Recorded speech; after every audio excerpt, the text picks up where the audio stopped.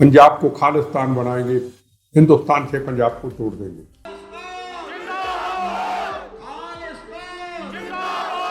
ज्यादा तकलीफ है आपको कनाडा में खालिस्तान बना लो, 200 किलोमीटर का खालिस्तान, 3 घंटे में पंजाब खत्म हो जाए, खालिस्तान बनाएंगे। तुम्हारी ऐसी की तैसी बनाएंगे। खालिस्तान न कभी बना था, न कभी बनेगा, न कभी बनने देंगे। उनका पुलिस स्टेशन में फोन आता है, अगर MS बिट्टा तिरंगा झंडा लहराएगा तो बम्बू से उड़ा दिया जाएगा। तो हम उनको कहते थे भगत सिंह जी के याद करते हुए, सरफरोशी की तमन्ना अब हमारे दिल में है, देखना है जोर कितना बाजुए का दिल में है कि विश्व गुरु की परिभाषा क्या है आपके? जब रशिया यूक्रेन की जंग लड़ी जा रही है अभी तक, दुश्मन देश के माँ बाप कहते हैं कि तिरंगा झंडा ना होता तो हमारे बच्चे जिंदा ना होते। और विश्व गुरु क्या होता है, और विश्व गुरु कहाँ जा रहा है? मणिपुर को आप किस तरीके से देखते हैं, क्योंकि मणिपुर जल रहा है। और जब किसान आंदोलन होगा, जब खालिस्तान के नारे लगेंगे, जब ये कहा जाएगा इंदिरा गांधी को पहले मारा था, अब नरेंद्र मोदी तुम्हें भी मारेंगे, क्या किसान महाराष्ट्र में नहीं है? क्या किसान बिहार में नहीं है? क्या किसान मणिपुर में नहीं है? क्या किसान गुजरात के अंदर, मध्य प्रदेश में नहीं है? पंजाब के ही किसान है। ये हिंदू मुसलमान सिख ईसाइयों का देश है, क्यों डरते हो आप? अभी देखा नहीं बांग्लादेश के अंदर हिंदुस्तान के मंदिरों के ऊपर, हिंदुस्तान के गुरुद्वारा के अंदर हिंदुस्तान के मुसलमान चाहे वो हिंदुस्तानी, वहां कारोबार, हर एक को मारा गया, पीटा गया, बहनों को, भाइयों को, माओं को, बेटियों को अपमानित किया गया। पर हिंदुस्तान के 2-3 पॉलिटिशियनों की आवाज उठी, हिंदुस्तान को बांग्लादेश बना देंगे। कैसी चीज है, या फिर आतंकवाद एक ऐसी चीज है जिसपे राजनीति नहीं होनी चाहिए। ये नहीं सोचना चाहिए कि किसकी पार्टी है, क्या है। It's a very brutal crime sir, जो कोलकाता में हुआ। मैं आपको सच बता रहा हूँ सर, कल मैं 4 बजे तक सोया नहीं। मेरी बेटी मेरे बगल में लेटी थी, मैं उसके ऊपर हाथ रख के लेटा रहा। मैं अंदर से बेचैन था, कोलकाता वाला ये सब पढ़ के। 19,000 हिंदू भाइयों का कत्लेआम करने वाले, 1947 बना के घर उजाड़ने वाले बंदी सिख, वाह भाई वाह। ये हमारी सिख पगड़ी की पहचान नहीं है। वर्दी के बगैर सिपाही बनने की कोशिश करो। ये नहीं कि 26 जनवरी 15 अगस्त आई और तिरंगे झंडे को लहरा दिया, और जब तुम्हारे तिरंगे झंडे को कनाडा अमेरिका के अंदर पैरों में रोता जाता है तो तुम उसको बर्दाश्त करते हो आप लोग, तो हम भी फिर सबसे बड़े गुनाहगार।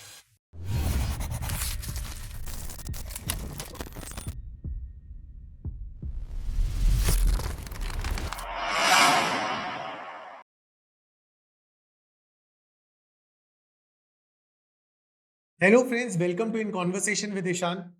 आज trust me, I am so proud कि हमारे चैनल की शोभा बढ़ाने कोई और नहीं, MS बिट्टा सर आए आप सबसे मिलने।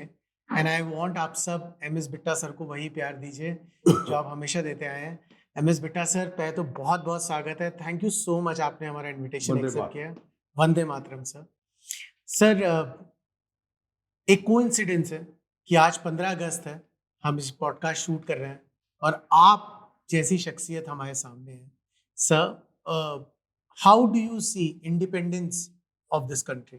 देखो, 15 अगस्त एक आज़ादी का वो दिन है जिस दिन शहीद आजम भगत सिंह, राजगुरु सुखदेव, मंगल पांडे, इस्तफाकुल्ला खां, रानी झांसी, तात्या टोपे, चंद्रशेखर आजाद, सुभाष चंद्र बोस, जलियांवाला बाग में हिंदू, मुसलमान, सिख, ईसाइयों ने जनरल डायर की गोलियां खाई। किसी ने फांसी के रस्से को हाथ रख के चूमा, किसी ने लाठियां खाई, किसी ने सुभाष चंद्र बोस जी ने, जिन्होंने कभी नारा दिया था आप हमें खून दो हम आपको आजादी लेके देंगे। अलग अलग संघर्ष हर फ्रीडम फाइटर ने आने वाली जनरेशन के लिए, हम रहे ना रहे, तेरा वैभव अमर रहे मां, हम दिन चार रहे ना रहे, आने वाली जनरेशन के लिए इस भारत माता को अंग्रेजों की जंजीरों से निकाल करके इस भारत को आजाद करके जाए। उनका सपना यह नहीं था कि आजादी के बाद हम राष्ट्रपति बने, हम प्रधानमंत्री बने, हम होम मिनिस्टर बने, हम CM बने। नहीं, उनका एक सपना था, हम फांसी के रस्से को हाथ साथ के चूमेंगे। हम कोर्ट के अंदर ये अपील नहीं करेंगे कि भगत सिंह जी ने जीवन को बचाने के लिए कोर्ट में कहा हमें छोड़ दो, कहा नहीं, हम जीवन देंगे, अवश्य देंगे, फांसी के रस्से को चूमेंगे, पर आने वाली जनरेशन को भारत आज़ाद करा के देंगे। ये आज़ादी का एक मकसद था। कभी मुगलों का गुलाम रहा हिंदुस्तान, कभी अंग्रेजों का गुलाम रहा हिंदुस्तान। एक इतना बड़ा मुल्क, यहाँ हिंदू, यहाँ मुसलमान, यहाँ सिख, यहाँ ईसाई रहते हैं। और बाहर के लोगों ने समझ लिया, यहाँ रहते तो सब हैं। वो कहता मैं हिंदू हूँ, मैं मुसलमान हूँ, मैं सिख हूँ, ईसाई हूँ, इससे बढ़िया आपस में पाड़ो और राज करो। तो उन्होंने भारत पे कब्जा कर लिया। पर सुभाष चंद्र बोस जी ने नारा दिया जब हिंदू मुस्लिम सिख ईसाई का, आजाद हिंद फौज का, उसके बाद सब लोग एक मंच पे आए। सब ने कहा हम भारतीय हैं। तो भारत को आज़ादी मिली। ये भारत का आज़ादी का मकसद था उनका। बिल्कुल। और आज ही का दिन सर मुझे आपको लेकर के बहुत चीज़ें याद दिलाता है। आज ही का दिन मुझे वो भी याद दिलाता है जब लोगों ने कहा कि बिट्टा साहब अगर आप बाहर निकलेंगे तो गोली और बम से। देखो मेरा मैं हरमंदिर साहब के पास का रहने वाला हूँ, जहाँ हिंदू मुसलमान सिख ईसाई नमस्तक होता है रोज, अपना गुरु मानता है। हर धर्म मजहब का हरमंदिर साहब, गुरु ग्रंथ साहब को गुरु मानता है। एक तरफ जलियांवाला बाग, जहाँ हिंदू मुसलमान सिख ईसाई का जनरल डायर की गोलियां खाई, वो खूनी धरती, खून की धरती। उसके बाद भारत को आज़ादी मिली। उसके बाद आज़ादी का तिरंगा झंडा खून से बुना गया। मैं अपने ग्रैंडफादर के साथ 7 साल की उम्र में उनके साथ वॉक के लिए मुझे साथ ले जाते। कई महीने कई साल ऐसे चलते रहे। एक दिन देखा दीवारों के ऊपर कुछ निशान थे। निशान गोलियों के थे, पर मुझे ज्ञान नहीं था, मैं छोटा था। कौन जनरल ठहर, कौन आज़ादी, मुझे मालूम नहीं था। मैं उनको ले गया, मैं कहा ये निशान किस चीज़ के हैं? उनका ये जनरल डायर की गोलियों के निशान है। जितनों देश की आज़ादी मांगने वालों के ऊपर 13 अप्रैल को 1919 में गोलियां चलाई थी, बम चलाए थे। ये कुआं है। कुछ लोगों ने, मेरी माओ ने, सब ने वो कुएं में कूद के जान बचाने की कोशिश की, वहीं समाप्त हो गए। तो फिर उन्होंने मुझे शहीद आजम भगत सिंह जी, चंद्रशेखर आजाद, सुभाष चंद्र बोस जी के संघर्षों की किताब ला के दी, जलियांवाला बाग की।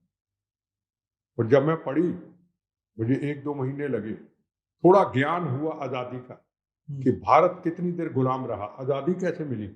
फिर ग्रैंडफादर को चलते वक्त वही लाल मिट्टी खून की, उसको थोड़ा निकाला और शपथ ले ली, आज़ादी लेके इन्होंने दे दी। कभी जिंदगी में वक्त मिला भारत माँ इस आज़ादी की रक्षा करूंगा। पर मुझे नहीं मालूम था कि मेरा इम्तिहान शहीद, वो खून की धरती, आज़ादी की धरती, वो तिरंगा झंडा, वो आज़ादी, भारत माँ मेरा इम्तिहान लेगी। हम स्टूडेंट थे, 10th या 11th क्लास के थे। हमने अपने नौजवानों के साथ एक तरफ हरमंदिर साहब, एक तरफ जलियांवाला बाग, बीच में तिरंगा झंडे का लहराने का फैसला किया। उसमें ये नहीं था हरमंदिर साहब, जलियांवाला बाग, हम मोहल्ले के लोग थे, शुरू किया, कई साल मनाते रहे। एक वक्त ऐसा आया जब भिंडरांवाला हरमंदिर साहब में घुस गया। जब हरमंदिर साहब से पर्चियां निकलती थी, बॉम्बे के अंदर, दिल्ली के अंदर, जयपुर के अंदर, पंजाब के अंदर, फलाना आदमी नहीं बचेगा, शाम को ठा चल, हथियार, गोला बारूद, पवित्र स्थान को उन्होंने किला बना दिया। अब वो मांगने लगे खालिस्तान, पंजाब को खालिस्तान बनाएंगे, हिंदुस्तान से पंजाब को तोड़ देंगे। 15 अगस्त आज़ादी का दिन आया। हम उसी तरह मनाने की तैयारी की। उनका पुलिस स्टेशन में फोन आता है, अगर MS बिट्टा तिरंगा झंडा लहराएगा तो बम्बों से उड़ा दिया जाएगा। हम खालिस्तान का झंडा लहराएंगे, तिरंगा झंडा नहीं। मेरे पास पुलिस के ऑफिसर आते, चमन लाल उनका नाम था, आप रास्ता बदल लीजिए। मैं कहा बिल्कुल नहीं, ये हमारी आज़ादी का गौरव है, हमारी खून से बना तिरंगा झंडा है, आज़ादी का दिन यहीं लहराएंगे, बम चले या गोलियां चले। सुबह जब तैयारी कर रहे थे 5 बजे, सब शमियाने लगा रहे थे, तो हरमंदिर साहब से निकले, मेरे घर में बम फेंक दिया। बम इसलिए फेंक दिया हम शहीदों को याद न करें, हम आज़ादी का दिन ना मना सकें, हम डर जाएं। और हम जब 12 बजे तिरंगा झंडा लहराने लगे, फिर लड़के आए 3-4 हमारे जैसे, पॉम्पलेट फेंके, लिखा था खालिस्तान जिंदाबाद, बोलने लगे, हाथ में रिवाल्वर, उनके रिवाल्वरों को पकड़ा। ना गोली चलने दी, ना जिंदाबाद बोलने दिया, पुलिस के हाथों में दिया, तिरंगा झंडा लहराया। फिर अंदर से मैसेज आया कि अब तिरंगे झंडे को उतार के आग लगाएंगे। 5 बजे तक हम नौजवान दोस्त, स्टूडेंट दोस्त, हम पहरा देते रहे, वंदे मातरम, भारत माता की जय बोलते रहे। जब सूरज ढलने लगा, तिरंगे झंडे को उतारा, सीने पे लगा ले। तो जो हमें याद है, अगर आपके दिल में उन शहीदों की याद है, आपके दिल में वंदे मातरम, भारत माता की जय है, वो तिरंगा झंडा हमारा भगवान का रूप है, अगर दिल से आप उनके साथ प्यार करते हो तो बम गोलियां भी दूर भाग जाते हैं। मेरे पे 14 बार हमले हुए, ऐसे तो कई सौ बार हुए जो रिकॉर्ड में नहीं है। जो रिकॉर्ड में है वो 14 बार है। जब प्रेस के लोग पूछते हैं इतने हमले हुए, पहला कब हुआ, तो मुझे खुशी और फख्र होता है। पहला तिरंगा झंडा 82 में आज़ादी के तिरंगे झंडे की रक्षा करते हुए बम चला, पहला ब्लास्ट हुआ, मुझे फख्र है।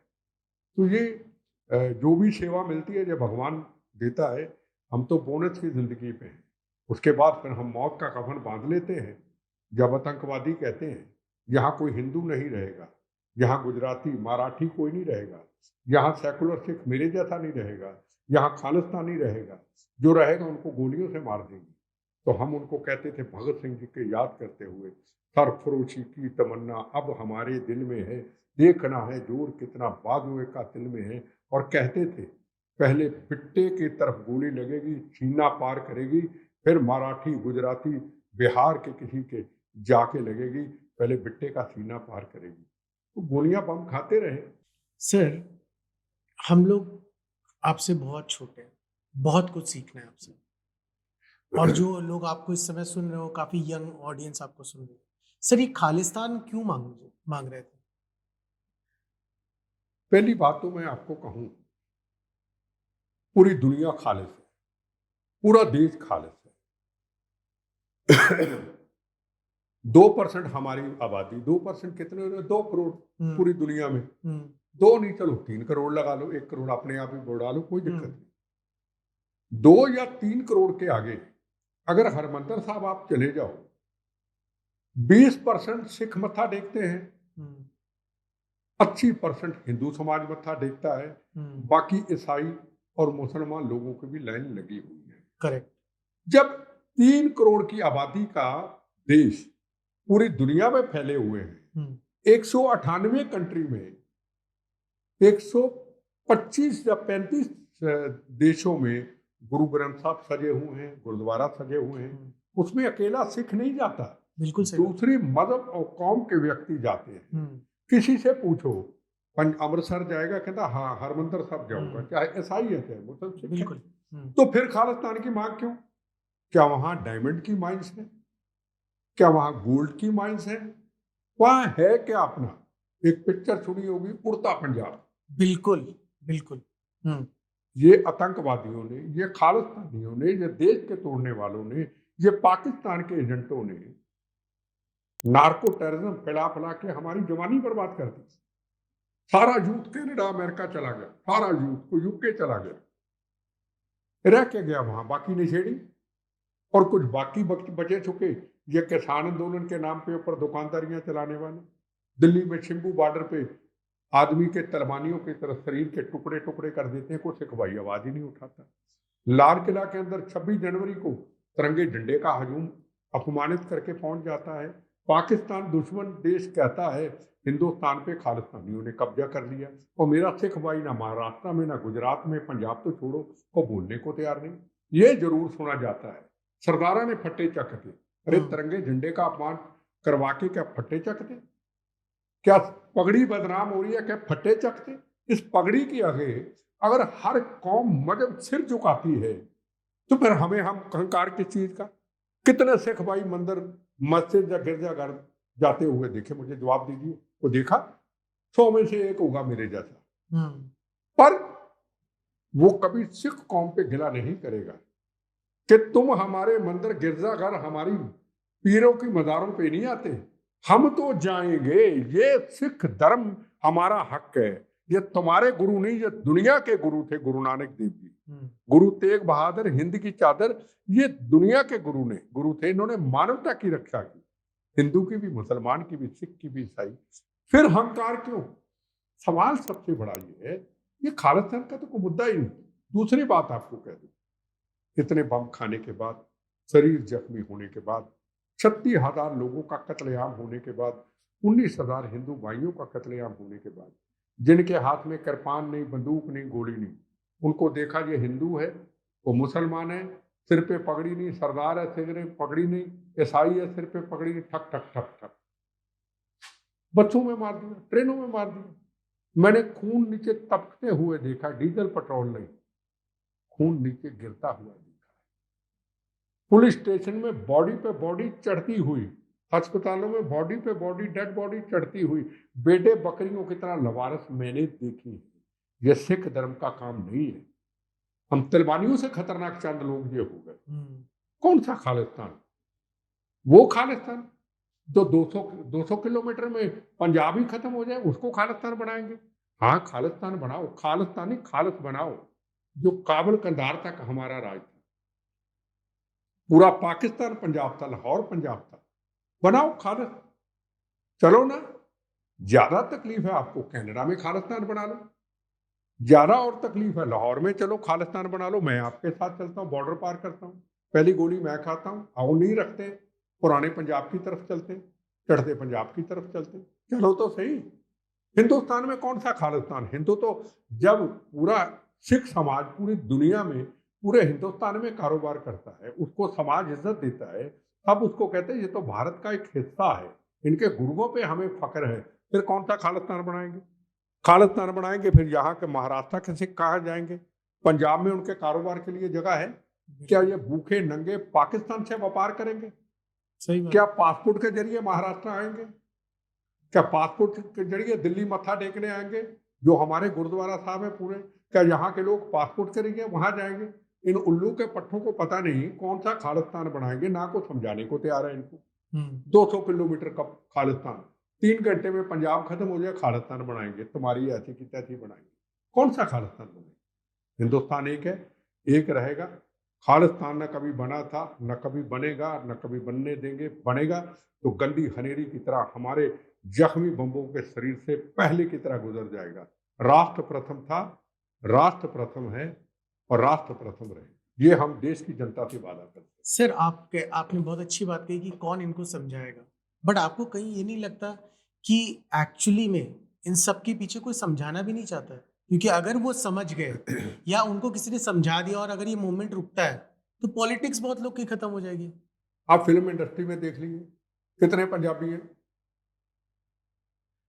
काफी है ना? हाँ, गाने गाते हैं, हाँ, पिक्चरों में रोल भी करते हैं। कभी किसी का मुझे वीडियो भेजना, किसी ने कहा हो वंदे मातरम, भारत माता की जय, मैं कहता हूं मेरी बम्बो गोलियों से जब भी मौत आए, भारत माँ को कहता हूं, भगवान को कहता हूं, मैं एक भीख आपसे मांगता हूं, आखिरी समय में मेरे मुंह से इतना शब्द निकले, मेरा धर्म भारत माँ, मेरी जात वंदे मातरम, अपने चरणों में समा लेना। मैं सरदार बात में पहले मैं भारतीय हूं, मेरे गुरुओं का देश है। वाई?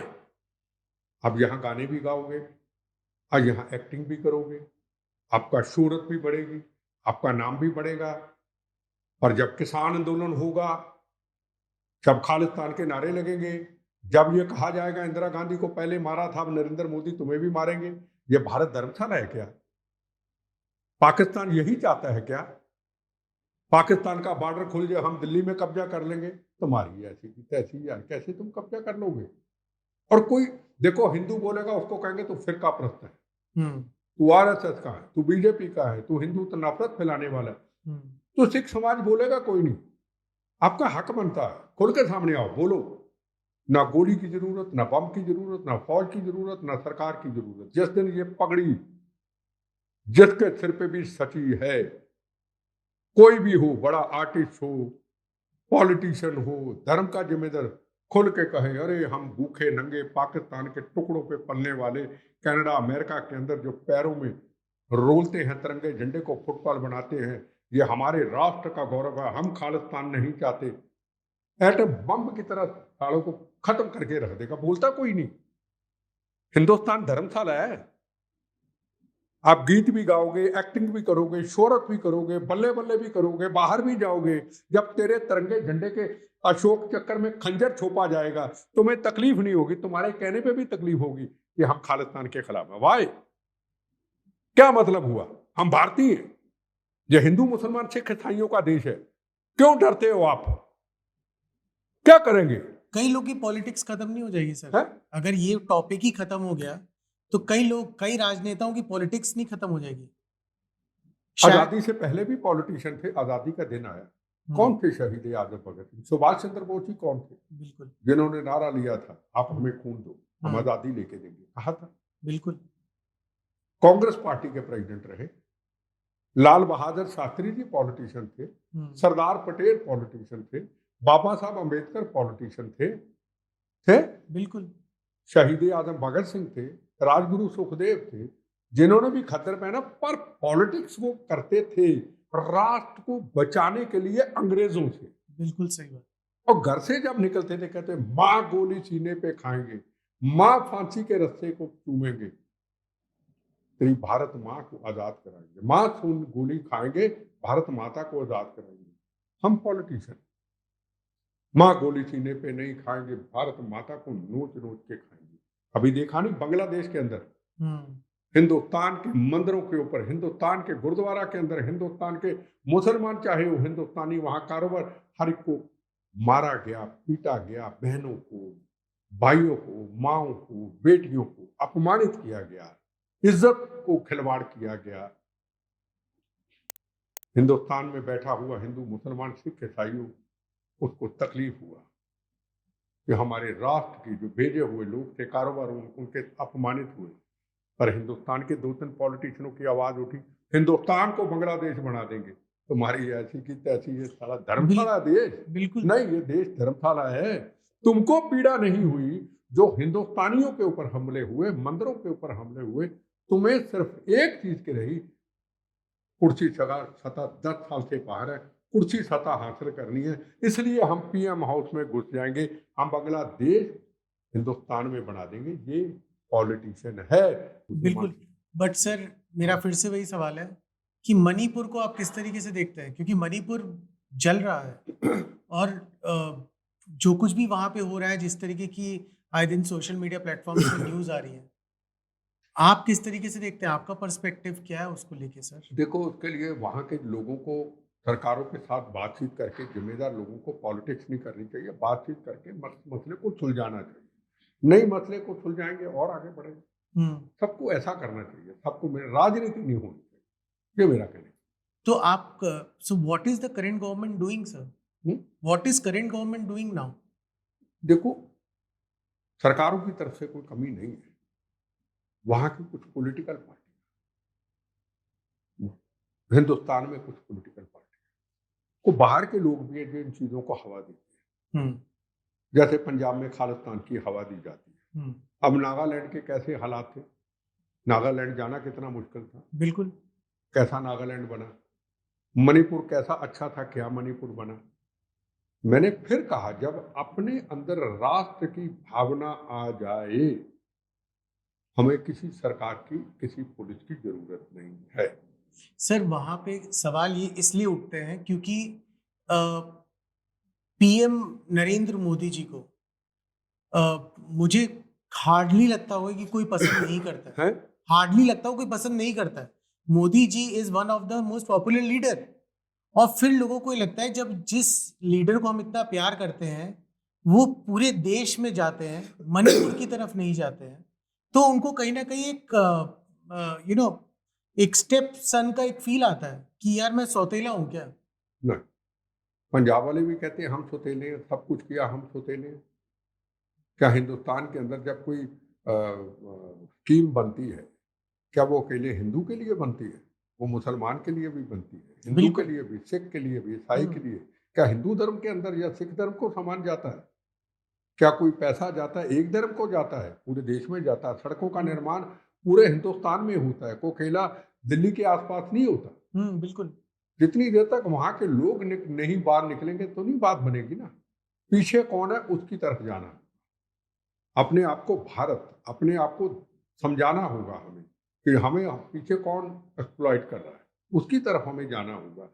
इसके इन चीज़ों के पीछे चारों तरफ कहीं ना कहीं विदेशी शक्तियां काम करती हैं।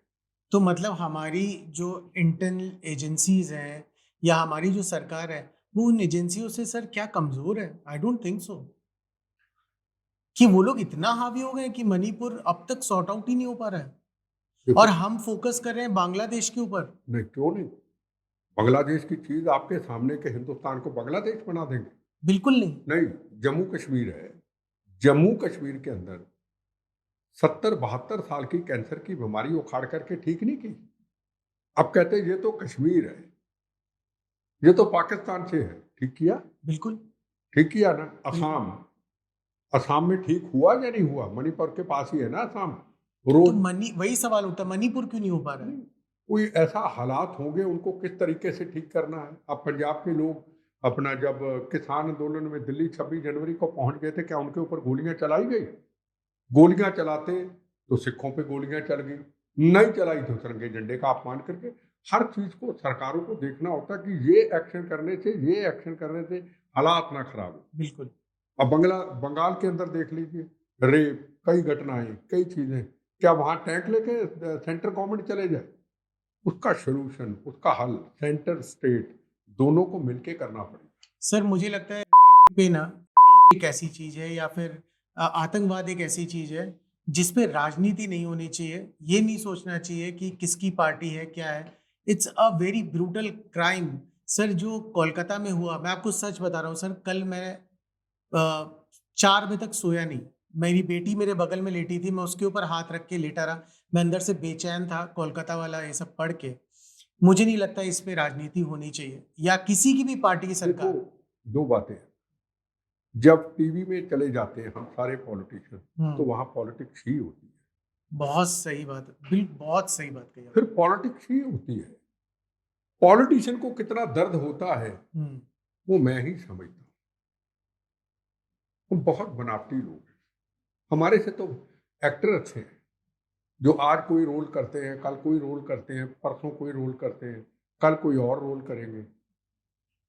पर झूठ नहीं बोलते, ड्रामा नहीं करते। वो ड्रामा भी क्या कह सकते हैं, वो सच्चाई करते हैं, लोगों को दिखाते हैं हम ये हैं। भगत सिंह का रोल अपना अजय देवगन जी ने हम्म। किया।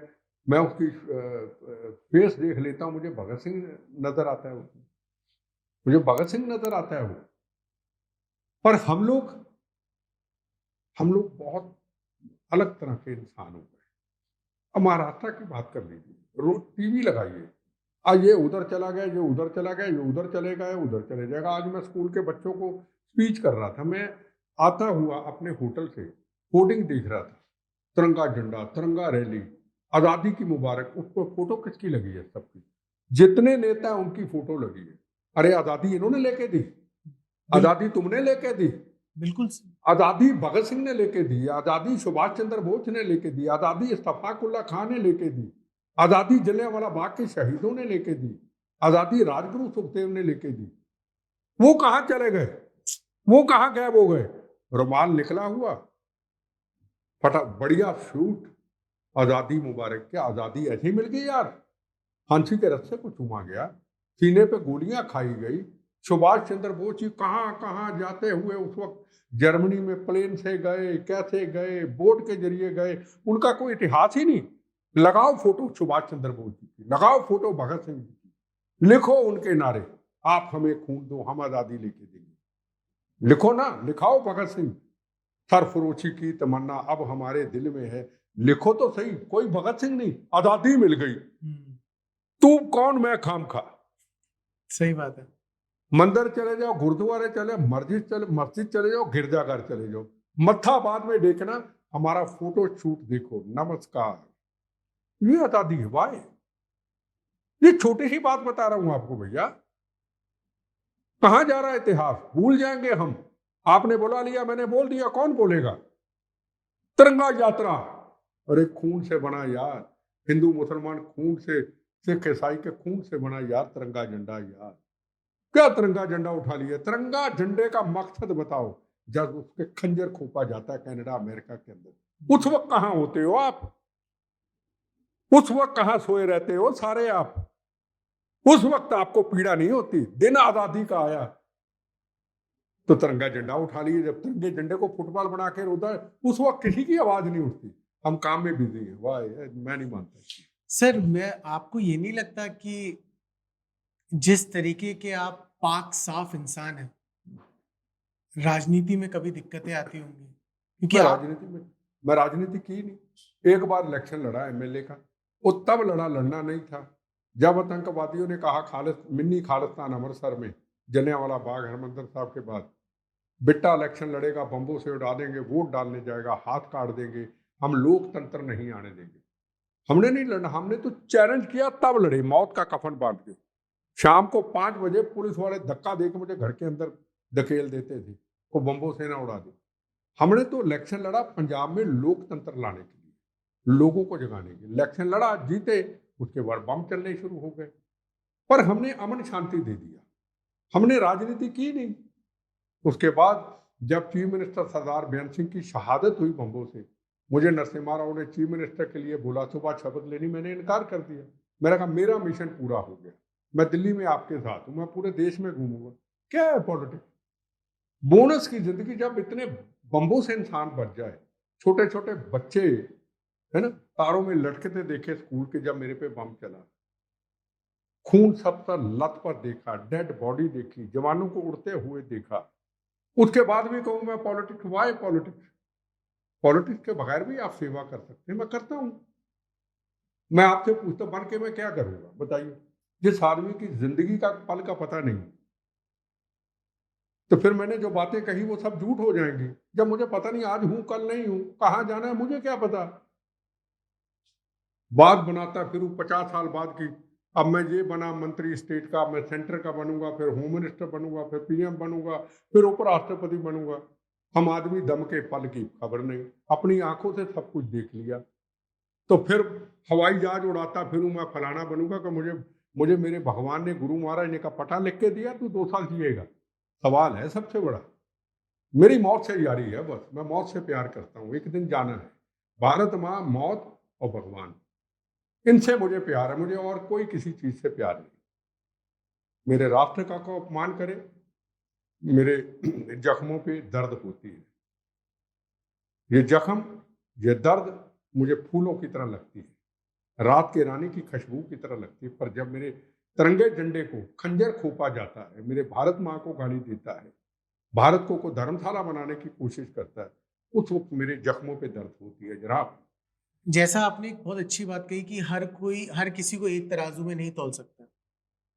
जो दिल्ली में सिक्स पहुंचे थे ड्यूरिंग दिस किसान आंदोलन, सर, जिस तरीके से उनका अपने ही देश में, अपने ही मुल्क में वो एक प्रदेश से दूसरे प्रदेश जा रहे हैं, भले उनका प्रोटेस्ट करना हक है, डेमोक्रेसी अलाउज, और उनके सामने कीले रख देना, उनके सामने बड़े बड़े ऑब्स्टिकल्स खड़े कर देना, उसको आप कैसे देखते हैं? तो आपने 26 तारीख को जब दिल्ली में, जनवरी को दिल्ली में अटैक किया था, तो क्या हुआ? नरेंद्र मोदी और राष्ट्रपति, उनसे कितनी दूर थे? 1 किलोमीटर का फासला। हजूम वहां चला जाता, विदेशों के मिनिस्टर, विदेशों के एम्बेसडर, शहीदों के परिवार, जिन्होंने भारत माता की सीमाओं पे रक्षा करते करते कुर्बानी दी, उनकी पत्नी, उनके बच्चों को सम्मानित करने के लिए राष्ट्रपति पीएम बैठे थे। अगर ट्रैक्टर लेके उधर चले जाते, अगर राष्ट्रपति भवन में घुस जाते, अगर पीएम हाउस में बांग्लादेश की तरफ से घुस जाते, ये हिंदुस्तान धर्मशाला? हिंदू हो, सिख हो, मुसलमान हो, ईसाई हो, क्या हिंदुस्तान धर्मशाला? अगर आप उनको जाने की फिर इजाजत देते, वो पीएम हाउस में घुस जाते, क्या हिंदुस्तान को बांग्लादेश बना देंगे? क्या किसान महाराष्ट्र में नहीं है? क्या किसान बिहार में नहीं है? क्या किसान मणिपुर में नहीं है? क्या किसान कर्नाटका के अंदर नहीं है? क्या किसान केरला के अंदर नहीं है? क्या किसान गुजरात के अंदर, मध्य प्रदेश में नहीं है? पंजाब के ही किसान है। और किसान आंदोलन में बीच आके कहेंगे हम खालिस्तान बनाएंगे, तुम्हारी ऐसी की तैसी बनाएंगे। हर आदमी अपनी कमाई से रोटी खाता। आप किसान ना हो, आप मेहनत मजदूरी करते हैं। मैं हूं ना हूं, मैं मेहनत मजदूरी करता हूं। किसान भगवान है। भगवान का मतलब ये नहीं है कि आप भारत माता के साथ खिलवाड़ कर दोगे। भारत मां प्रथम राष्ट्र सबसे बड़ा है। कमाल है, हम दिल्ली कब्जा कर लेंगे।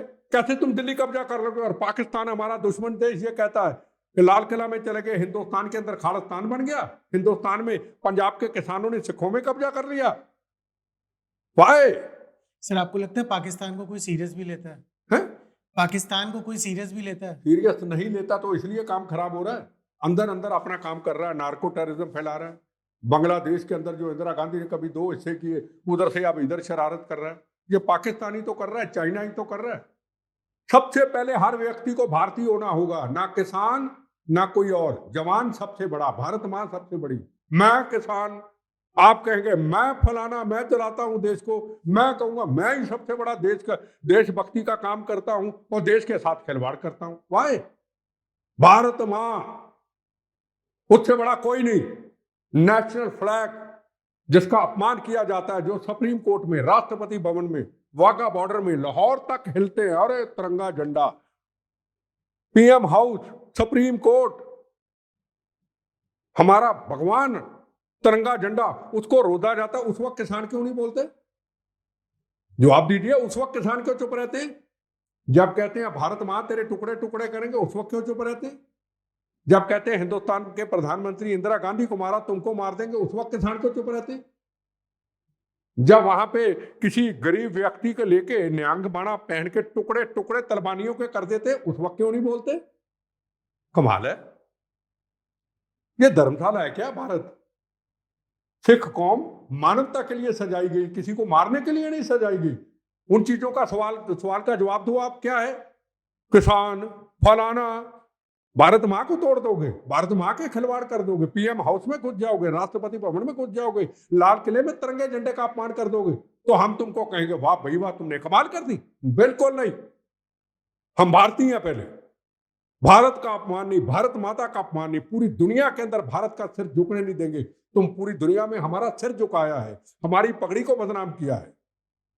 अब वीडियो निकालिए, क्या क्या बोलते हैं वहां पे बॉर्डरों पे, क्या क्या बोलते हैं।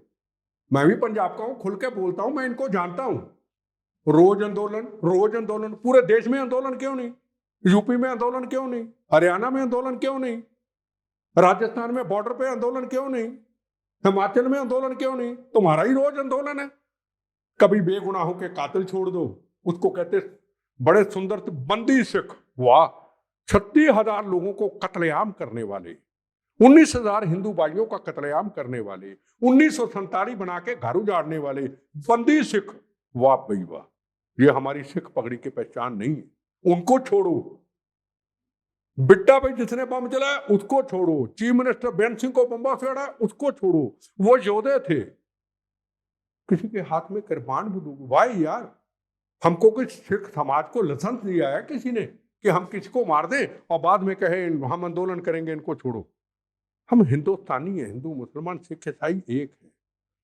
पगड़ी गुरु महाराज ने हमें एक पहचान दी है। हम पापी हैं, हम गुनाहगार हैं, हमें एक इज्जत दी गुरु महाराज ने। कर्म, कुर्बानी, शहादत, तप, जप उनके।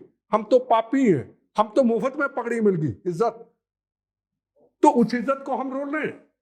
हमारे गुरुओं ने ये किया, उनके कर्म थे, तुमने क्या किया? बहुत सही बात, तुमने क्या किया? उन्होंने किया, उनका खा रहे हैं अपन। जब किसान आंदोलन के अंदर, जब लाल किला के अंदर 26 जनवरी को अपमानित किया जाता, भारत माता को पुलिस वालों को ट्रैक्टर के नीचे रोदा जाता है, हिंदुस्तान के प्रधानमंत्री कहते किसी पे गोली ना चले, मार खा लेना, गोली ना चले, ये हमारी सिख कौम है।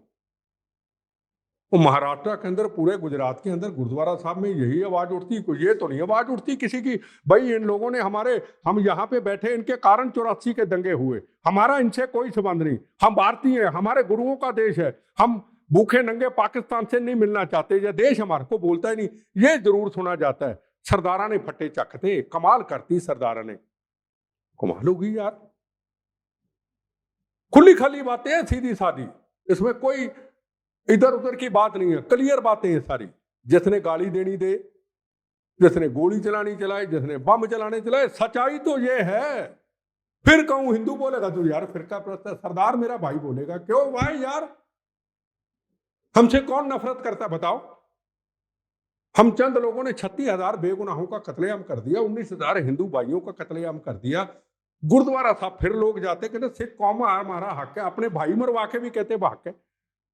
आज कई साल पहले माँ कहती थी मेरे 2 बच्चे होंगे, कि सरदार बनेगा एक हिंदू बनेगा। माँ कहती थी, मैं ट्रेन में बैठी हूं, बस में बैठी हूँ, अरे सरदार साहब आ गए, आज मुझे फिक्र नहीं, मेरी बेटी साथ है। तो हमारे कर्म उनके थे, हमारे कर्म क्या है? कर्मों की बात सुना, इन्होंने कर्म क्या किए? कर्म किया धनोआ ने, जिसने सर्जिकल ऑपरेशन किया पाकिस्तान में, उसके कर्म थे। कर्म थे जगजीत सिंह अरोड़ा के, जिसने 71 की जंग जीती। कर्म थे अर्जुन सिंह एयर मार्शल, जिससे चाइना पाकिस्तान कांपता था। वो कर्म थे जनाब। हमारे कर्म क्या हैं? बताओ ना, मैंने ये कर्म किया, बताओ। आपकी फिल्म इंडस्ट्री में ले लीजिए, अंदर अंदर इनके अंदर जाइए जरा, वंदे मातरम को बोल के दिखा, बोल देगा मुझे पकड़ लेना। छोड़ यार, को बात है, वंदे मातरम कहने में भी तकलीफ है यार। नहीं पूरी तरीके से बात सही नहीं है सर, क्योंकि लोग हैं जो बोलते भी हैं, बट आपको क्या लगता है इसका सॉल्यूशन क्या है फिर? है इसका सॉल्यूशन क्या है? सोल्यूशन? सोल्यूशन यही है, सिख कौम के लागे लोग आगे आए, गुरुद्वारा साहब में सबको इकट्ठा करें, को समागम बुलाएं, मीडिया को बुलाएं, कहें हमारा खालिस्तानियों से कोई मतलब नहीं, ये हमारे गुरु साहबानों की कुर्बानियों का देश है, कण कण में गुरु महाराज हैं हमारे इधर, है ना। और सिख कौम हिंदुस्तान का एक हिस्सा है, वो उनका हक है। हम भूखे नंगे पाकिस्तान के टुकड़ों पे पलने वाले लोग, जो कनाडा अमेरिका में खालिस्तान के नारे, हमारा इनसे कोई संबंध नहीं, हम भारतीय हैं। 4 बातें कहने में तकलीफ है क्या? बताइए ना, 4 बातें कहने में तकलीफ है? बताओ कौन कहता है, बताओ मुझे कौन कहता है? बल्कि चारों बातें ही देशभक्ति के तो लिए। फिर कौन कहता है? घर में बैठ के तिरंगा झंडा लहरा रही है, उसका क्या मतलब हुआ? खुल के आओ ना बाहर। मैं बोलता हूँ ना, मेरा धर्म भारत माँ, मेरी जात वंदे मातरम। तुम्हारी ऐसी की तैसी, एक चलाओगे सालों 100 चलाऊंगा। आओ, रोक के दिखाओ, क्या करोगे? बम्बों से उड़ा दोगे? उड़ा देना, उड़ा देना, क्या होगा? बोनस की जिंदगी है। कुछ कुछ यूथ को दे के जाऊंगा मैं, मर के भी कुछ यूथ को दे के जाऊंगा। पूरी दुनिया में सच्चे भारतीय को कुछ ना कुछ मर के दे के जाऊंगा मैं। तुम क्या दे के जाओगे? मैं सरदार, वाई सरदार। सरदार वो जिसकी भारत माता, जिसके तिरंगे झंडे पे खंजर छुपा जाए, फिर कहता मैं आया हूं तेरी ऐसी की तैसी। जब लाल किले में तेरी ऐसी की तैसी, है ही नहीं कोई। अच्छी सरदार हूं भाई, सरदार। सरदार की शान एक अलग होती है, जो जगजीत सिंह अरोड़ा 71 जंग के हीरो की शान थी।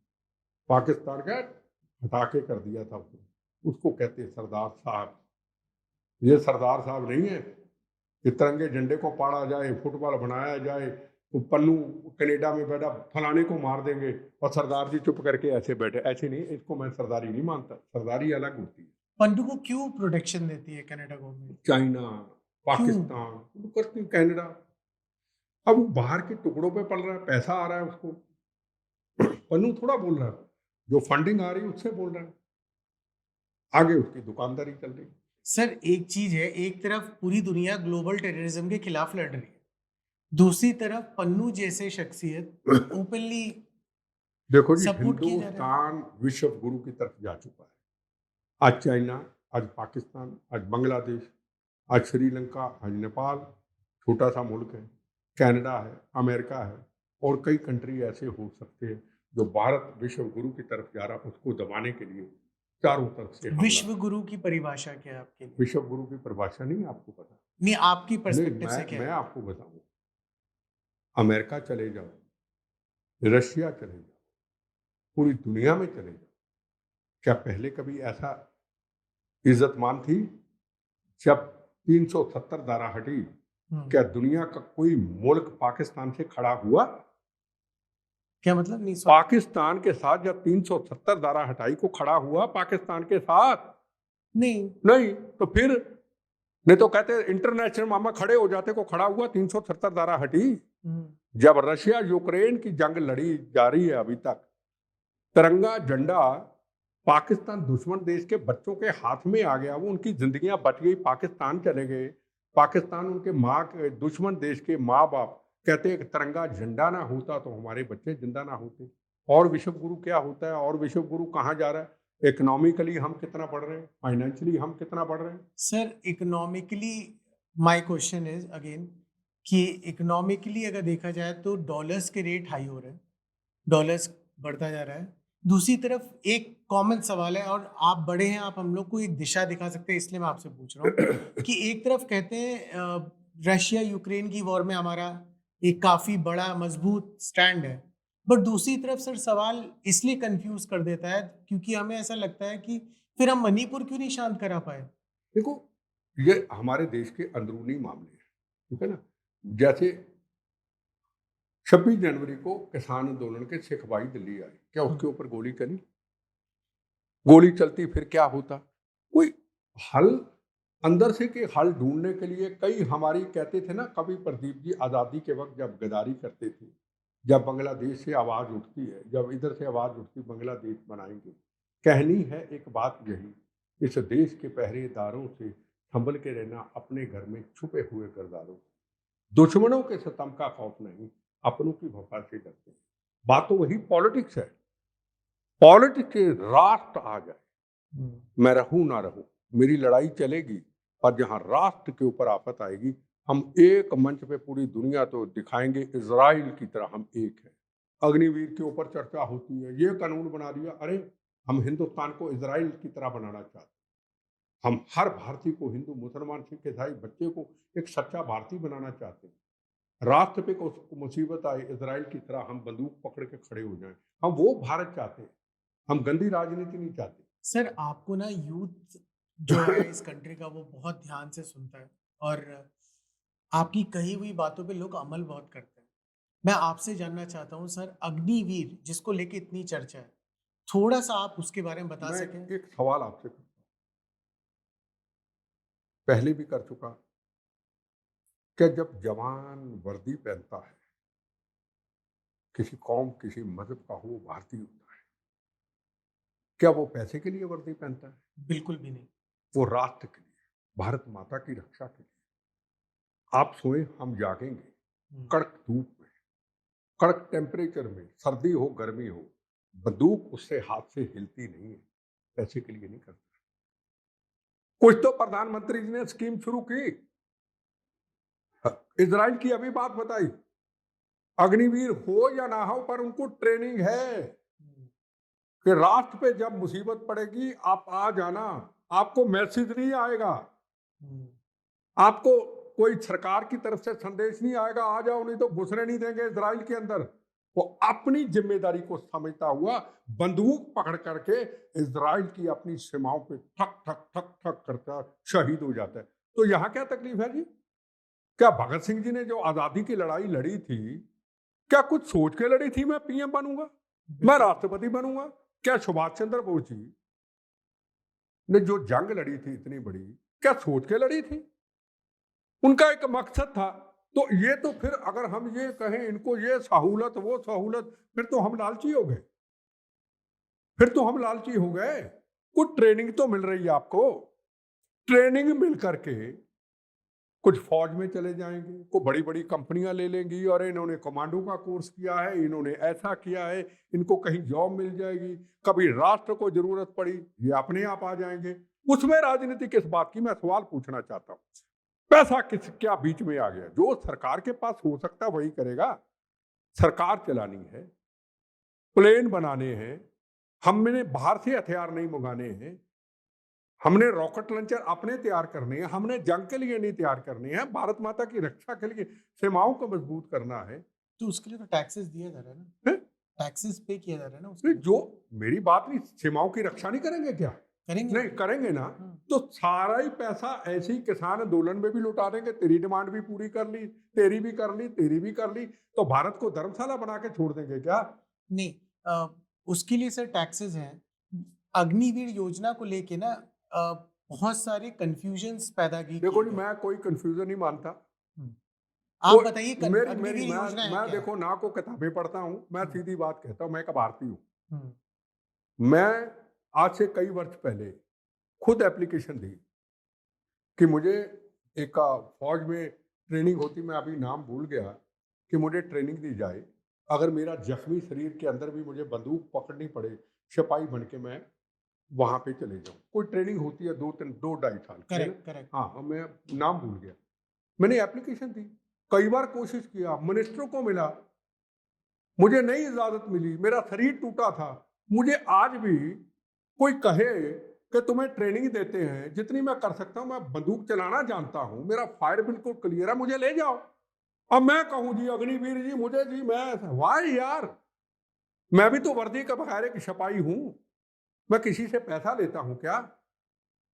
तो मेरा प्यार इस राष्ट्र से, मातृभूमि से, तो सवाल जवाब क्यों? वाई? ट्रेनिंग तो मिल रही है ना आपको। किस लिए ट्रेनिंग मिली? भारत माता के लिए मिल रही है ना। कभी मुसीबत पड़े, अगर मेरे जैसा व्यक्ति कहता है, मिनिस्टर रहा, अच्छी पोजीशनों पे रहा, अगर मेरे जैसा व्यक्ति कहता है मुझे इस उम्र में मेरे बम्बों से जख्मी शरीर को मुझे ट्रेनिंग दो, मैं ट्रेन हो सकता हूं, मेरा निशाना फिट है, मैं गोली चला सकता हूं, मुझे कांस्टेबल की सिपाही की वर्दी के लिए मुझे दो, मैं हाथ जोड़ता हूं, मैं तरले मान, मैं लेटर दिखा देता हूं, मुझे नहीं मिलता तो मैं क्या करूं? अब मैं कहूं नहीं जी मुझे तो इतने पैसे साथ दो। वाई? भारत, भारत माता की आजादी की रक्षा, भारत माता की सीमाओं की रक्षा। ये सब पॉलिटिकल क्वेश्चन है जी, ये राजनीतिक लोगों के सवाल है जी। भाई यार, राष्ट्र प्रथम, जब राष्ट्र प्रथम आ जाता है कोई लालच नहीं रहता।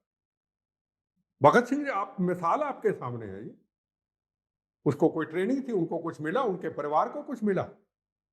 उसको हिंदुस्तान के लोगों ने, दुनिया के लोगों ने, पाकिस्तान दुश्मन ने उनका नाम दिया, उसको सलूट किया जाता। भगत सिंह, भगत सिंह, आंध्र प्रदेश कर्नाटका का गांव भगत सिंह, तुमने आजादी लेके दी। जितने हमारे फ्रीडम फाइटर थे, सुभाष चंद्र बोस, चंद्रशेखर आजाद, मंगल पांडे, इत्तफाक उल्ला खां, उन्होंने सब कुछ अपनी विरासत उसको दे दी।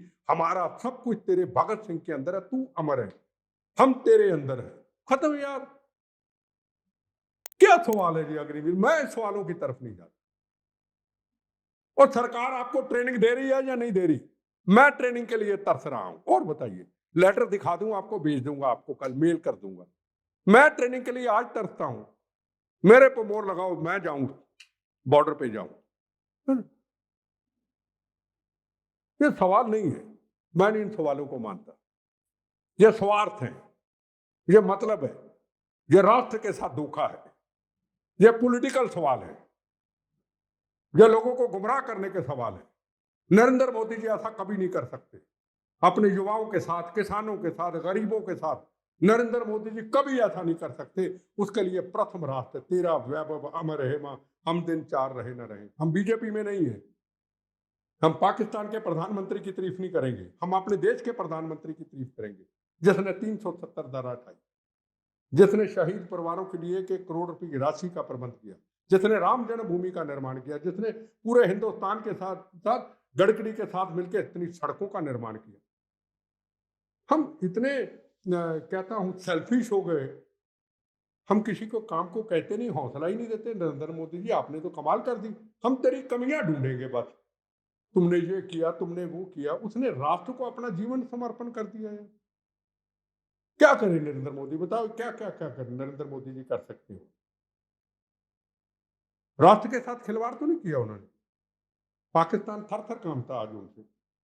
मणिपुर क्यों नहीं सॉल्व? नहीं मणिपुर, आप फिर मणिपुर पे आते, कोई ना कोई। मैं ये इसलिए नहीं पूछ नहीं, रहा हूँ, आप थ्रेट समझिएगा, मैं वहां इसलिए के पूछ रहा लोगों को हूँ मिल। क्योंकि लोगों को ये सवाल पोक किया जा रहा है। देखो लोगों को सोशल मीडिया का जनाब युग है। हाँ, करेक्ट।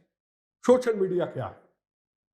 सोशल मीडिया मणिपुर का, सोशल मीडिया सारा नहीं, सोशल मीडिया देश को कुछ तोड़ने वालों का, सोशल मीडिया जो चाइना पाकिस्तान से चलता है, सोशल मीडिया पंजाब का, हर चीज को उठाना। सिखों के साथ ऐसा हो गया भाई यार, उस पर सरकार क्यों ना कानून बनाए? अब मैं नहीं कहता कि सोशल मीडिया को दबा दो।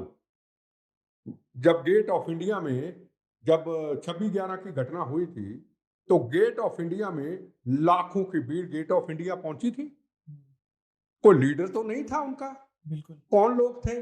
बॉम्बे के लोग थे। कौन लोग थे? मॉडर्न लोग थे। कौन लोग थे?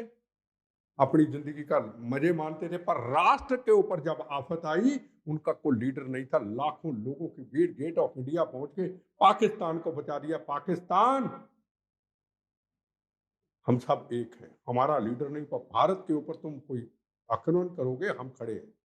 और पाकिस्तान को बता दिया, ये पाक तेरा ख्वाब एक नजारा ही रहेगा, तू किस्मत का मारा मारा ही रहेगा, तेरे हर सवाल का जवाब करारा ही रहेगा। हम लाखों लोगों की भीड़ गेट ऑफ इंडिया पहुंच गई। वाई?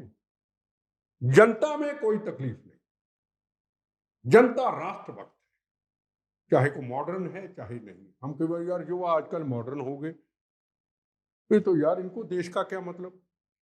उनके अंदर सबसे ज्यादा राष्ट्र के प्रति जज्बा है। जज्बा नहीं है तो हमारे राजनीतिक लोगों में जज्बा नहीं है। जैकेट पहन लो, तिरंगा यात्रा, वंदे मातरम, ऊपर तस्वीर अपने नेताओं की। भगत सिंह कहाँ गायब हो गए भाई? फिर कहता हूँ चंद्रशेखर आजाद जी कहाँ गायब हो गए भाई? पूछना चाहता हूँ, बुला दोगे? आजादी के आज के लीडरों ने लेके दी जिनकी तस्वीरें लाते हो आप। दिमाग नहीं है आपके, खोपड़ियां नहीं है आपकी, आप क्या करने जा रहे हो? आप, आपको आजादी कैसे मिली आपको समझ नहीं है? मंत्री जी जाते हैं तिरंगा झंडा लहराने, 26 जनवरी को चले जाते, 15 अगस्त को चले जाते। तो भगत सिंह का भी जिक्र कर दो ना। बस हुआ चले गए, ऐसे नहीं होता जनाब। सर कितना सच बोलते हैं आप, हैं? कितना सच बोलते हैं। सच जो है सच वही बोलूंगा ना। मर के थोड़ा बोलूंगा, बोनस की जिंदगी तो बोलूंगा ना। मर जाऊंगा थोड़ा बोलूंगा, जिंदा हूं तो बोलूंगा ना। छुपा के कहाँ ले जाऊंगा, क्या ऊपर ले जाऊंगा? अब तो वक्त आया बोलने का। अंदर में इतना खून में इतनी गर्मी है, इतना कुछ दबा हुआ है। अब तो वक्त निकला बोलने का, वो तो दबा ही रहा। बड़े बड़े चैनलों में बोल दो, अरे बिट्टा ने ऐसा बोल दिया, साथ ही चैनल वाले को फोन, अरे इसको चलने मत देना हो। आज सोशल मीडिया का युग है, आजादी मिली है बोलने की, बोलो। जो 30 साल का तुमने जख्मी शरीर में जो अंदर गर्म खून में दबा के रखा, निकालो। क्या क्यों ना निकालो? निकालो, मरने के बाद निकलेगा क्या? जिंदा शहीद ये टाइटल कैसा लगता है? देखो पहली बात तो मैं भूनस की जिंदगी में हूं, है ना। 14 बार हमले, कई सौ बार का रिकॉर्डिंग, कभी रिमोट नहीं चला, कभी रास्ता बदल गया, कभी प्रोग्राम कैंसिल हो गया, कभी लड़के टेररिस्ट पकड़े गए, तो कई सौ बार बजे। जिंदा शहीद अब प्राइम मिनिस्टर नरसिम्हा राव जी ने लाल किला में नाम दिया था। शहीद लफ्ज जो है वो नहीं मुझे अच्छा लगता। शहीद फौजी ही कहला सकता है। मेरा कर्म मेरा कर्तव्य, ना मैं कह सकता हूं जिंदगी में कभी कुर्बानी ना शहीद। मुझे तो यही अच्छा लगता है, ये मेरा कर्म मेरे भगवान ने दिया, इस कर्तव्य को पूरा करना। हम लोग कहते जिंदा शहीद, उनका धन्यवाद। ना मैं अपने आप को कभी देशभक्त कहूं, लाखों बार मर के जन्म ले लूं, मैं देशभक्त नहीं बन सकता। देशभक्त कहलाना इस भारत के अंदर बड़ा मुश्किल है। जो थे वही थे। तो इसलिए कोई कहता है तो उनको मुबारक। तो यही कहते हैं कि एक वर्दी के बगैर सिपाही बनने की कोशिश करो। ये नहीं कि 26 जनवरी 15 अगस्त आई और तिरंगे झंडे को लहरा दिया, और जब तुम्हारे तिरंगे झंडे को कनाडा अमेरिका के अंदर पैरों में रोता जाता है तो तुम उसको बर्दाश्त करते हो। आप लोग चुप बैठे रहते हो, सोशल मीडिया में भेजते हो, कमेंट्स उसके ऊपर कोई नहीं करते हो, तो हम भी फिर सबसे बड़े गुनाहगार हैं। तिरंगा झंडा हमारा भगवान है, ये समझ के हर व्यक्ति रखे। 3 चीजें, तिरंगा झंडा हमारा भगवान है, सबसे ऊंचा तिरंगा झंडा रहे ऊंचा। हम कई बार कहते हैं हाथ की लकीरों ने मेरी खुशियों से जोड़ी वर्दी देखने वाले ने, उसने कहा तुम्हें मौत नहीं, तुम्हें वंदे मातरम और तिरंगे झंडे की चाहत मारेगी। ये मेरे मेरे हृदय का नारा है ना। तो हमारे अंदर एक जज्बा होना चाहिए, और हम हमेशा अपने घर से निकलते हैं दुश्मनों को यही चैलेंज करते हैं। एक शाम चिरागों में सजा रखी है, शर्त लोगों ने हवाओं में लगा रखी है, अंजाम की भी हम परवाह नहीं करते, जान हमने भी हथेली पे खा रखी। आ जाओ यार, कभी भी आ जाओ, जाके कुछ दे के जरूर जाएंगे, ये हमें गारंटी है। जीते जी ना दे पाए पर जाने के बाद जरूर कुछ देंगे, अपने युवाओं को, अपने देशभक्त लोगों को कुछ दे के जाएंगे। सर आपने जीते जी भी इतना कुछ दे दिया है ना, हैं? जो शायद आपको पता भी नहीं है। ये आपने जीते जी भी इस देश को इतना कुछ दिया है ना सर, जो नहीं शायद आपको पता भी नहीं, नहीं। देखो दो बातें। हम जिस दिन ये सोचेंगे कि हमने देश को दिया है, उस दिन हम पापी हैं, हम गुनाहगार हैं, अपनी मातृभूमि से धोखा करते हैं। ये जो हम करते हैं, ये हम बचे हैं, ये जो बोनस की जिंदगी है, ये उसी की कृपा है। ये जो बोलते हैं, ये सरस्वती माँ की ही कृपा है। हम कुछ नहीं है, हम बोनस हैं। हम जो भी करते हैं उसी की कृपा से करते हैं, बचे हैं तो उसकी कृपा से बचे हैं। हम बम्बों से जो मेरे दोस्त यार हमारे जवान शहीद हुए, कई बार दुखी होके कहते हम भी इनके साथ चले जाते, हमें क्यों रखा? भगवान ने कहा नहीं, आंखों से जिंदगी का तमाशा देख के जाना। मर जाते तो शहीद कह जाते पॉलिटिशियन, नहीं मरे तो कहते मरता नहीं। ये भी सुना, क्या? मर जाते तो कहते शहीद हो गया, मेरी क्रिया पे कह देते। हम्म, नहीं मरा तो ये भी सुना, यार मरता ही नहीं, 14 बार हमलों से मरता ही नहीं, यार बात क्या है? तो मैं कहा साला बम जब आता है तो मैं थोड़ा कहता हूं तू उधर हो जा। तो सही ये बात है। नहीं नहीं, ये सच्चाई है, लाइफ के तमाशे देख रहे हैं। जैसे आपको इतनी कहानियां बता रहा हूं, मर जाता थोड़ा बोलता। सच क्या है, झूठ क्या है, पॉलिटिशियन का हंसना, पॉलिटिशियन का दांत निकालना, पॉलिटिशियन का मुंह बनाना, पॉलिटिशियन का जैकेट निकाल के तिरंगा यात्रा, वो सारा वही तो देखता हूँ तमाशे। वही तो गाड़ी में आके अपने जवानों को रास्ते में कह रहा है, यार मैं कहा वो देख फलाने लीडर की फोटो, नीचे तिरंगा यात्रा। और मैं कहा वो देखो यार फलाने लीडर की फोटो, आजादी का दिन। तो मैं कहा भगत सिंह कहाँ गया? वही जाके स्कूल के बच्चों में, एक पदार्थ स्कूल में गया, आधा पौना घंटा वही स्पीच कर दी। मैं कहा तुम्हारे से तो हमारे बच्चे अच्छे हैं, जो चंद्रमा तक पहुंच गए उसके ऊपर प्रदर्शन कर रहे हैं, अपना परफॉर्मेंस दिखा रहे हैं। आजादी कैसे मिली वो दिखा रहे हैं, भगत सिंह बन। मैं कहा तुम्हारे से तो हमारे बच्चे अच्छे हैं, राजनीतिक लोगों, वही हमारे के देश के नेता बन जाते हैं, वही सीएम बन जाते हैं, वही मंत्री बन जाते हैं। वही यार, तो फॉर्मेलिटी है, 15 अगस्त 26 जनवरी, टक टक टक टक टक सलूट मारी चले गए। और वर्दी वाला जब सलूट मारता है हमको, उसकी जब वर्दी पहनता है पुलिस की, उसकी 100 बार इंक्वायरी होती है, कांस्टेबल की, फौज जवान की, CID, intelligence, centre, state, raw, फिर जाके हमको सलूट मारता है। लालू प्रसाद यादव को सलूट मारता है, लालू प्रसाद यादव के बेटे को सलूट मारता है, मायावती को सलूट मारता है, मुलायम सिंह यादव के बेटे को सलूट मारता है, और को सलूट मारता है जिसके ऊपर करप्शन के चार्जेस हैं। हमारी ट्रेनिंग क्या है? भाषण दो, बस कर देंगे, चक देंगे, फट्टे ठोकेंगे, कमाल हो गई यार, इसको वोट दे दो। अमृतपाल जीता नहीं, लाखों वोटों से। जेल में बंद को जिता दिया, किसने जिता दिया? लोगों ने जिता दिया। जेल में बंद खालिस्तान के नारे देने वाला पन्नू का तो जिता दिया। अब पार्लियामेंट में एक ex chief minister Punjab Channi कहता है उसको छोड़ा जाए, वो तो लाखों वोटों से जीता है। मैं कहा तेरी ऐसी की तैसी, उसको जिता दिया तो क्या वो खालिस्तान की बात मान लेगा? उसको पूरा पंजाब जिता देगा, हम मान लेंगे? देश को तोड़ने की बात कर, बिल्कुल नहीं मानेंगे, खालिस्तान नहीं बनेगा। लाखों वोटों से जीता तो खालिस्तान बना देंगे अपन? मेरे सवाल है, हमारे से तो बच्चे अच्छे हैं, हमारे से तो गेट ऑफ इंडिया में 26/11 को पहुंचने वाले, उन शहीदों को श्रद्धांजलि देने वाले, हम तो उनको सलूट कर सकते हैं। प्रज्ञा साध्वी को भी जिताया गया। नहीं, देखो उनको जताया गया, उन्होंने क्या किया? क्या किया उन्होंने? उनके ऊपर झूठे केस बनाए गए। वो तो जुडिशरी में है ना नहीं, सर। जुडिशरी आप जो मर्जी करो, उनके ऊपर झूठा था। उन्होंने क्या किसी को मारा?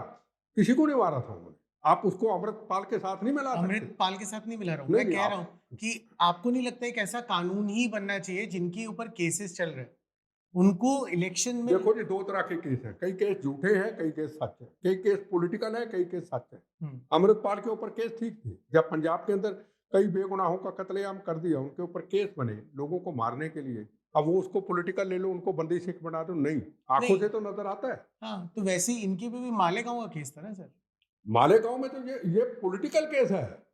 कैसे प्रजा साध्वी वहां ब्लास्ट कर सकती? क्या पाकिस्तान के एजेंट है? बट ब्लास्ट तो हुआ था ना नहीं, सर। ब्लास्ट हुआ, ब्लास्ट किया किसी और ने, नाम उनका लगा दिया। सरकार किसकी थी यहाँ पे? बदनाम करने के लिए उसको कर दिया। बट पिछले 10 साल से तो बीजेपी इज इन गवर्नमेंट्स। नहीं, बीजेपी ने थोड़ा, वो तो कांग्रेस की सरकार थी। नहीं नहीं, अभी 10 साल से बीजेपी इज इन गवर्नमेंट ना, हाँ, तो अभी भी तो क्लियर नहीं हुआ। देखो बीजेपी कोर्ट में थोड़ा दखलंदाजी करेगी, कोर्ट तो इंडिपेंडेंट है ना, कोर्ट में हाँ। बीजेपी का क्या तल्लक? कोर्ट में बीजेपी का क्या तल्लक? प्रजा साध्वी को आप खालिस्तानियों से मिलाओगे? नहीं, नहीं, प्रजा साध्वी वो अलग नहीं अलग नहीं नहीं, टॉपिक है। मेरी बात कर, बिल्कुल सर, प्रजा साध्वी को आप आईएसआई के साथ मिलाओगे? प्रजा साध्वी को आप आतंकवादियों से, अफजल और कसाब से मिलाओगे? नहीं, उसका मुद्दा एक अलग है, वो पॉलिटिकल है। एक आईएसआई के एजेंट, एक खालिस्तानी, उनका एक अलग मुद्दा है, ये पॉलिटिकल मुद्दा है। देखो जी, आज़ादी उसको कहते हैं आज़ाद, हर आदमी को इंसाफ मिले। एक आज़ादी वो भगत सिंह चाहते थे, गरीब, अमीर, बड़ा, छोटा, हर इंसान को आज़ादी होनी चाहिए। हम जब सरकारें बनाते हैं, हम कहीं न कहीं राजनीतिक गुलामी में आ जाते हैं। इसको कहते हैं पॉलिटिकल टेररिज्म। कई पॉलिटिकल पार्टियां हैं राष्ट्र के लिए छोड़ती हैं। कई पॉलिटिकल पार्टियां हैं जो पॉलिटिकल टेररिज्म अपनी गुलामी में सोचती हैं। अधिकारी हैं, आईपीएस है, आईएएस है, अगर उसको कोई गलत काम कहता है, को कहाँ करोगे मेरी ट्रांसफर तुम? कहाँ लगाओ? काला पानी भेज दोगे? भेज दो। जेल में भेज दोगे? भेज दो। जेल का डीजी बनाओगे? भेज दो। वो कहता है यार मुझे पोस्ट चाहिए, मैं तो कमिश्नर बनूंगा बॉम्बे का, मैं तो कमिश्नर बनूंगा पुणे का। साहब आप जो कहोगे मैं कर दूंगा। तो क्या कहोगे इसको? भगत सिंह जी की आजादी है? मैं इंसाफ करूंगा। कहां बदलोगे तुम? बदल दो, मैं जाऊंगा। मैंने संविधान की शपथ ली है। सारे यार हम एक जैसे हो गए, हम सारे एक जैसे हैं। हमारे ऊपर कोई बैठा है, हम देख रहे हैं, नीचे हम वो बैठे हैं, घोटालेबाज कई बैठे हैं, नीचे अपन अफसर आईपीएस अफसर उसको सलूट मार रहा भाई यार, पर भैया मैं नहीं करूंगा, मुझे साइड में भेज दो। ऐसे हैं अभी भी ऑफिसर। आप एक व्यक्ति को नहीं, सारा सिस्टम ही कोलैप्स है। बिल्कुल सही सर, यही चीज मैं भी कहना चाहता हूँ कि ऐसा नहीं है कि एक पार्टी ही या फिर एक नेता ही खराब है, ये पूरा सिस्टम ही कहीं ना कहीं रिफॉर्मेशन किरण मांगता बेदी है। क्यों जानी जाती थी? आजाद विचारधारा की थी। बिल्कुल। उसकी छवि कब थोड़ी गड़बड़ हुई? जब इलेक्शन लड़ी, गवर्नर बन गई। अब कहाँ है? एक दिन तो सबने दुनिया से जाना है, उम्र लंबी हो, वो चली जाए कब भी, हमने भी जाना है। चले भी जाए, अब अब्दुल कलाम है, वो दुनिया से चले गए, आज भी जिंदा है। मुसलमान साइंटिस्ट, देशभक्त, राष्ट्रपति थे, बच्चों में, लोगों में आज भी जिंदा है। पहचान ऐसी बनाओ, आप चले जाओ, आप जिंदा रहो, पर अपने पैर कभी लड़खड़ाओ मत। मुझे कईयों ने टिकट देने की कोशिश की, आज तक देते हैं। मगर जब यार मैं हूं ही बोनस पे, मैं टिकट लेके क्या करूंगा? क्या बनाओगे? मंत्री बनाओगे? क्या करूंगा मैं? ये गया, ये आया, ये 5 साल आंख बीट के खत्म हो जाते। मैं दिल्ली में यहाँ रहता हूँ, मेरी 14 नंबर, प्रणब मुखर्जी की 13 नंबर। मेरे सामने राष्ट्रपति बने, मैंने फॉरेन मिनिस्टर देखा, इतने सालों से देखा।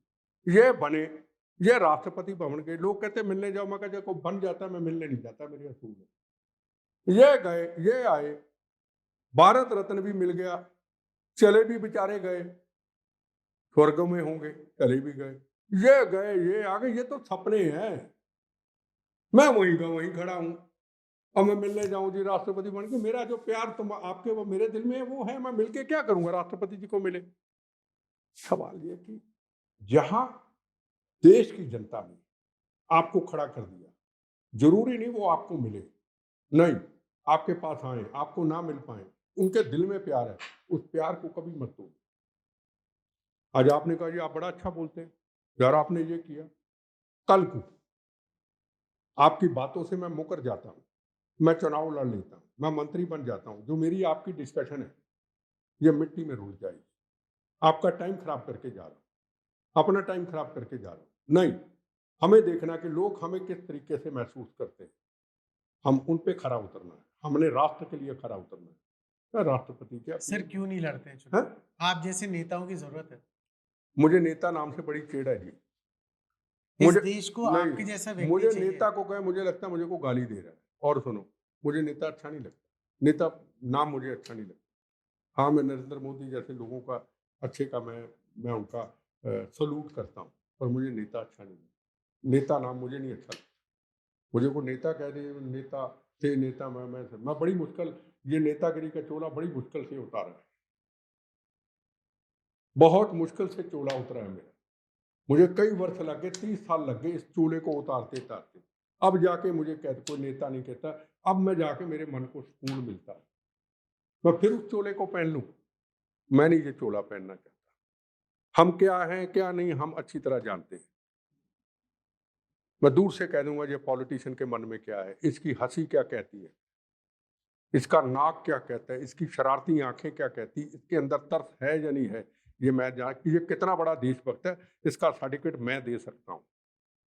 मैं बीच में रहा हूँ, मैं जानता हूँ। ये सब ड्रामे, यात्रा यूत्रा, जोड़ो भारत फलाना, कौन सा भारत जुड़ा हुआ, बस सब छोड़िए ना इन चीजों को। मेरे हाथों से बड़े बड़े अशोक चौहान यहाँ के मेरे वाइस प्रेसिडेंट रहे यूथ कांग्रेस के, जब ऑल इंडिया का प्रेसिडेंट था। मणि ठाकरे महाराष्ट्र के मेरे स्टेट प्रेसिडेंट रहे। ममता बनर्जी मेरी स्टेट प्रेसिडेंट 4.5 से रही। राहुल गांधी के साथ वेणुगोपालन मैंने प्रेसिडेंट बनाया। कई मंत्री बने मेरे हाथों से। मुझे पता है ना राजनीति क्या है। जितनी देर थे सबको चलाया मैंने, चलो देश देश देश चलो। जब हटे सब अपने अपने फिर उसी काम में लग गए जो पुराने में थे। लगो काम में लग गए तो आखिरी सांस तक राष्ट्र के क्यों काम में हटे? लगे। पावर थी मेरे पास, प्रेसिडेंट था, हटा सकता था, बना सकता था, एमएलए भी बना सकता था, एमपी भी बना सकता था, मंत्री भी बना सकता, तो लगेंगे। जब हट के तो मेरे पास क्या, कौन चलेगा भाई? मेरे साथ तो स्टूडेंट ही चलेगा ना। मुझे तो बच्चे ही सुनेंगे ना, ये थोड़ा सुनेंगे कि चमड़ी हमारी इतनी मोटी है। गैंडे की चमड़ी पे नहीं, नहीं नहीं, हंसना नहीं है। कैमरा लगाओ इधर जरा, हंस दोगी। ये मेरा अमृत, मैं कह रहा हूं गैंडे की चमड़ी पे गोली का असर हो सकता है, तलवार का, जिस पे होता ही नहीं, हमारे पे होगा ही नहीं। हम वो लोग हैं। ये कड़वा सच है यार। जो कुछ सुन रहा है पॉलिटिशियन आंखें बंद करके कपाल भारती करते करते सुन ले, मैं गलत कहा हूं ठीक कह रहा हूं। 1000 करोड़, 5000 करोड़, 20,000 करोड़, 10,000 करोड़, थोड़ी ऐसी की तैसी यार। 5,000 6,000 करोड़ यार, कहां ले जाओगे यार आप? कहां ले जाओगे आप? 100 करोड़, 100 करोड़ तो उनका जो साथ काम करता होगा ड्राइवर, उसके पास होगा। क्या बात कर क्या, रहे अरे हैं? यार क्या बात कर रहे हैं आप बॉम्बे में देख लीजिए। पॉलिटिशियन क्या, हमारा चाल चलन, हमारी सोच, लोग देखा अरे जा रहा है राष्ट्र का सेवक चाहे politician. Land mafia, builder mafia, land mafia, builder mafia. भाई यार हमारा धंधा नहीं है पॉलिटिशियन का, नो। हमारा धंधा नहीं है बिल्डिंगें खड़ी करना, बिल्कुल नहीं। हम अपना जो व्यापार करते थे वही करेंगे। ये असलियत है। क्या भगत सिंह व्यापार करते थे? या भगत सिंह जी ने जलियांवाला बाग के अंदर हिंदू मुसलमान सिख ईसाइयों की बॉडी पड़ी थी, लाल खून हर एक का लिया, रोज टिक्का लगाते थे, मां जब बड़ा होऊंगा देश को आजाद कराऊंगा। कमाल है यार। ये 75 साल होते क्या है, ये निकले 75 साल, 76 77 जो भी निकले, तो आज उनकी रक्षा उन्होंने आजादी लेके दी थी। हमने पॉलिटिशियनों ने आजादी की रक्षा करनी है, जवानों को अलग कर दीजिए, उनका कर्तव्य अलग है। हमने भगत सिंह का, चंद्रशेखर आजाद, भगत सिंह, सुभाष चंद्र बोस की कुर्सी को संभाला। जो लाल बहादुर शास्त्री, फटे हुए कपड़े, फटा हुआ कुर्ता पजामा, प्राइम मिनिस्टर, और जब पढ़ने जाते थे नदी पार करके जाते, बस्ते को सिर पे लगा के जाते थे, नदी में तैर के पढ़ने जाते थे। जय जवान जय किसान। आज तक लोग एक दिन का खाना नहीं खाते, वो थे लीडर। वो भी तो उनके बाद ही सब कुछ हुआ। कितना बड़ा अंतर आ गया बताओ मुझे, बताइए। सरदार पटेल जिन्होंने अंग्रेजों से और विरासतें जो थी, निजामुद्दीन सब की जो बड़ी बड़ी विरासतें थी, आंध्र प्रदेश सब जगह पे महाराजा पटियाला को करके भारत को आजादी लेके दी। वो पॉलिटिशियन थे, होम मिनिस्टर थे हिंदुस्तान के। बाबा साहब अम्बेडकर, कानून आज तक उनका चलता है। वो करप्ट थे, वो बदमाश थे, वो गुंडे, वो राष्ट्रभक्त थे, जिनके कारण देश को आजादी मिली। हम उसकी कुर्सी पे हैं, हम उनकी विरासत के हैं। हमें क्या हो गया आज? बिल्डर माफिया, लैंड माफिया, गलत काम करने, रिश्वतखोरी, पुलिस अफसर रिश्वतखोरी, फलाना कमिश्नर रिश्वतखोरी।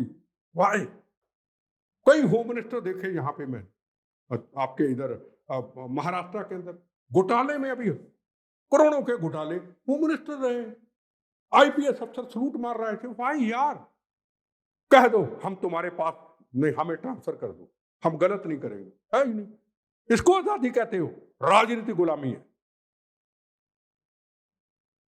हम राजनीति गुलामी में जीते, कड़वा सच है ये। आज पुलिस अफसर रिटायर होने वाला होता 4 साल के बाद, अभी से अपनी दुकानदारी शुरू कर देता।